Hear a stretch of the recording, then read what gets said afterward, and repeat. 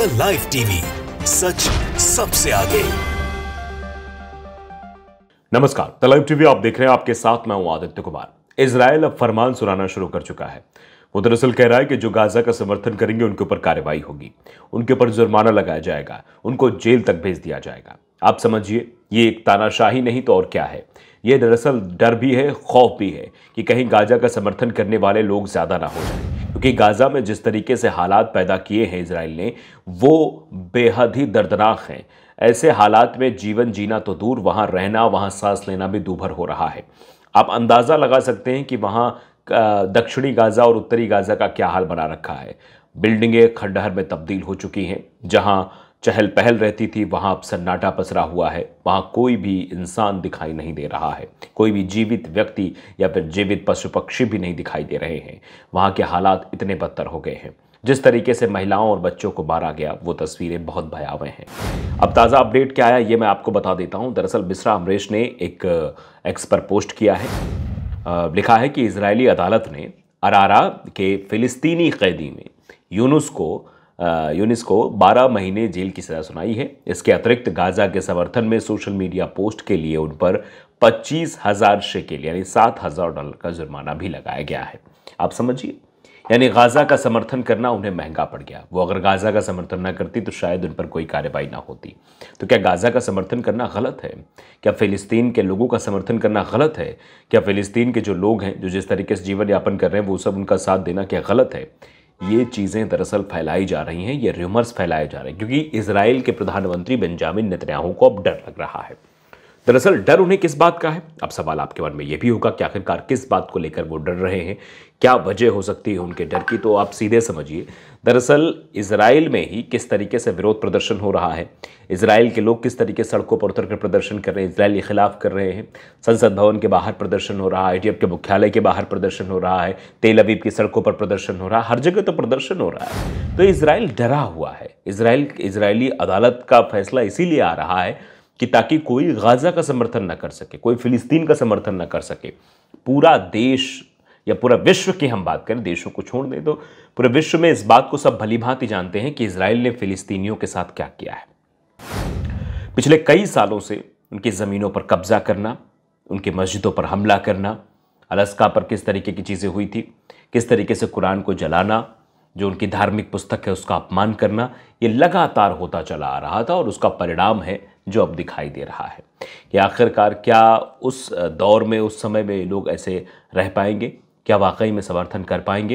ये अपने आप में सोचने वाली बात है। दरअसल जिस तरीके की चीज़ें निकलकर सामने आ रही हैं वो ये बताती हैं किस तरीके से इजराइल ने मासूम लोगों को मारा है और उसके लिए उसको आतंकी घोषित किया जाना चाहिए। इस तरह की मांग भी लोग उठा रहे हैं। कितनी लोगों की आवाज़ें बंद कर लेंगे आप?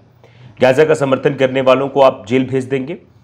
आप गाजा का समर्थन करने वालों पर कार्रवाई कर देंगे? करिए कार्रवाई, कुछ नहीं होने वाला इससे। आप लाखों रुपए उन पर जुर्माना लगा दीजिए, हजारों करोड़ों रुपए जुर्माना लगा लीजिए, लेकिन जो सच की आवाज होती है उसमें ताकत होती है। और यही वजह है कि सच की ताकत से डरते हैं अच्छे, क्योंकि उनके सामने तो टिक ही नहीं सकते ना। जिसको सच बोलने की आदत है, जिसके अंदर जज्बा है, जो सच बोलकर आगे बढ़ सकता है, जो लड़ सकता है, जो कर सकता है, उसके आगे सब नतमस्तक हो जाते हैं। अब कितने भी पैतरे अपना के देख लीजिए, कैसी भी चीजें आप करके देख लीजिए, लेकिन अंततः तो आपको झुकना पड़ेगा। क्यों झुकना पड़ेगा? क्योंकि आपने गलत किया है और गलत करने वालों का परिणाम क्या होता है सब जानते हैं। तो ये चीज़ें जो हो रही हैं, ये दरअसल जो तस्वीरें निकलकर सामने आ रही हैं, जो गाजा से तस्वीरें निकलकर सामने आई हैं, जो ये हकीकत में तब्दील होती तस्वीरें हैं, ये बताती हैं कि आने वाले समय में क्या होने वाला है। आने वाले समय में किस तरीके से जो है लोग ये कहेंगे कि उस वक्त जब गाजा पट्टी पर हमला हो रहा था, मासूम लोगों को मारा जा रहा था, तब आप लोग चुप क्यों थे? तब ये लोग जवाब नहीं दे पाएंगे। ये कहेंगे क्या कि हम डर गए थे? या आने वाले समय में ये लोग सीना छाती चौड़ा करके ये बोलेंगे कि उस वक्त हम गाजा के समर्थन में खड़े हुए थे। उसको लेकर सोशल मीडिया और अन्य जगहों पर कैंपेन चला रहे थे। इजराइल की तानाशाह सरकार हम लोग पर कार्रवाई करवा रही थी, हम लोगों पर लाखों रुपए का जुर्माना ठोक रही थी, हमको जेल भेजने का काम कर रही थी, लेकिन फिर भी हम रुके नहीं, हमने समर्थन जारी रखा है। आप जानते हैं कि इजराइल में डर किस बाबत फैला हुआ है? दरअसल वो डर की सियासत ही करता है। उसने हमेशा लोगों को डराने की कोशिश की है। अभी हाल फिलहाल में देखिए उसने लेबनान के कुछ जगहों पर घुसकर हमला किया। ये दरअसल डराने की कोशिश है कि हिजबुल्लाह ना हमले करे, हिजबुल्लाह शांत हो जाए। ऐसा अमेरिका भी करता है। अमेरिका ने भी आप देखा यमन पे किस तरीके से हमला किया, बार बार यमन पे हमला किया, हुती के कई जगहों पर हमला किया, ठिकानों पर, कि जो हुती अटैक कर रहा उनके जहाज़ों पर, ब्रिटेन के जहाज़ों पर और पश्चिमी देश के जो जहाज़ है जो व्यापार करते हैं लाल सागर से, उन पर हमला बंद हो जाएगा। लेकिन हुआ क्या, इसका उलट हमले और तेज हो गए। व्यापार पूरी तरीके से लाल सागर की ओर से ठप हो गया। तो ये दरअसल डर की सियासत करने वाले लोगों में से है, और ये डर की सियासत करके ये सोचते हैं कि हम कैसे भी करके डरा लेंगे, सामने वाले को परास्त कर देंगे, लेकिन ऐसा हो नहीं पाएगा। अब ऐसी खबरें भी आ रही हैं कि अगले सोमवार तक गाजा में सीजफायर हो जाएगा। इजराइल हमास जंग पर अमेरिकी राष्ट्रपति का बयान भी आ गया है, जरा इनको भी सुन लीजिए। दरअसल इसकी अगुवाई क्यों कर रहे हैं, इसके पीछे कारण आप जानते हैं, मैं हुती बता चुका हूं। अमेरिकी राष्ट्रपति जो बाइडेन ने गाजा पट्टी पर इजराइल और हमास के बीच चल रही लड़ाई के जल्द रुकने की उम्मीद की है। अमेरिकी राष्ट्रपति ने कहा कि उन्हें उम्मीद है कि अगले सोमवार तक इजराइल और हमास के बीच युद्ध विराम हो जाएगा। उन्होंने माना है कि दो पक्ष सीजफायर समझौते के करीब हैं। बाइडेन ने गाजा में सीजफायर के सवाल पर कहा, मेरे राष्ट्रीय सुरक्षा सलाहकार ने मुझसे कहा है कि हम इसके बिल्कुल करीब हैं और मेरी उम्मीद है कि अगले सोमवार तक हम युद्ध विराम कर लेंगे। साथ ही उन्होंने ये भी कहा कि हम इसके नज़दीक हैं, लेकिन यह अभी तक पूरा नहीं हुआ है, अभी इस पर फाइनल मुहर बाकी है।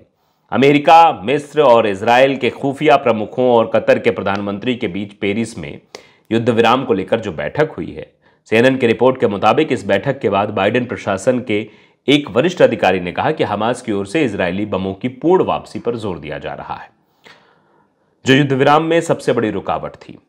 इस प्रमुख बाधा का समाधान भी हो गया है। हमास ने डील के पहले चरण के लिए अपनी स्थिति नरम कर ली है, जिससे सीजफायर की उम्मीद जगी है। दरअसल कई चरणों में यह समझौता लागू हो सकता है, ऐसा भी कहा जा रहा है। दरअसल अमेरिका इसकी पैरवी इसलिए भी कर रहा है क्योंकि अमेरिका चाहता है उसका व्यापार रुक जाए, क्योंकि हुती ने अमेरिका को यह धमकी दी है कि जब तक इजराइल के द्वारा गाजा पट्टी पर हमले बंद नहीं होंगे तब तक हम रुकने वाले नहीं हैं। हमास और इजराइल के बीच युद्ध विराम समझौते को कई चरणों में लागू किया जाएगा। इजराइल और हमास 6 सप्ताह में युद्ध विराम समझौते के बंधकों को रिहा करेंगे। हमास की ओर से 40 इजरायली बंधकों को छोड़ा जाएगा। इजराइल भी अपने जेल में बंद सैकड़ों फिलिस्तीनी कैदियों को रिहा करेगा। साथ ही कुछ फिलिस्तीनियों को उत्तरी गाजा में लौटने की अनुमति दी जाएगी और मानवीय सहायता में भी वृद्धि की जाएगी। आधिकारिक तौर पर भी अभी हमास और इजराइल की ओर से सीजफायर पर बयान जारी नहीं किया गया है। यह बयान जारी आधिकारिक तौर पर नहीं हुआ है। इससे पहले हमास ने सीजफायर के प्रस्ताव को ठुकरा दिया था। हमास ने किसी बातचीत के लिए पूरी तरह से युद्ध रोकने और गाजा से इजरायली सैनिकों की पूरी तरह से वापसी की मांग रखी थी। हालांकि अब उसके 1.5 महीने के युद्ध विराम पर सहमति जताने की बात सामने आ रही है। गाजा में हमास के पास अभी भी इजराइल के करीब 100 बंधकों के होने का दावा किया जा रहा है। इजराइल के मुताबिक उसके 134 बंधक हमास के कैद में हैं। ये बात निकलकर सामने आ रही है। दरअसल ये समझना बेहद दिलचस्प है कि आने वाले समय में किस तरीके से इस पर रिएक्ट किया जाएगा, लेकिन आप समझिए कि हमास बिल्कुल भी रुकने को तैयार नहीं है, वो अटैक करता रहेगा, ये भी कहा जा रहा है। अब ये युद्ध विराम इसलिए किया जा रहा है क्योंकि इसको समझना पड़ेगा कि अगर अब बार बार ऐसी चीज़ें क्यों होती जा रही हैं। द लाइव टीवी को अगर आपने सब्सक्राइब नहीं किया जरूर करिए, बेल आइकन दबाइए ताकि सच खबरें आप तक पहुंचती रहें। नमस्कार। द लाइव टीवी, सच सबसे आगे।